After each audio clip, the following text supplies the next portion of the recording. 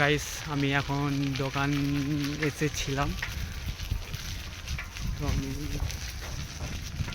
দোকান থেকে এখন বাড়ি যাচ্ছি। তো খুব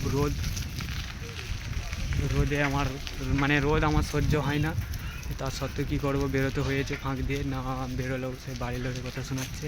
তো আমি সেই জন্য এখন দোকানে এসেছিলাম, তো বাড়ি যাচ্ছি।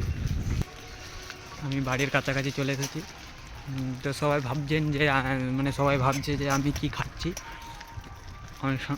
আমি হচ্ছে সেন্ট্রাল ফুড খাচ্ছি। তো আমি হচ্ছে নেশা ভান কিছু করি না, তো সব করতে আমার ভালো লাগে না অবশ্য। তো আমি বাড়ির কাছাকাছি চলে এসেছি। তো আমি ঘর পৌঁছে গেলাম।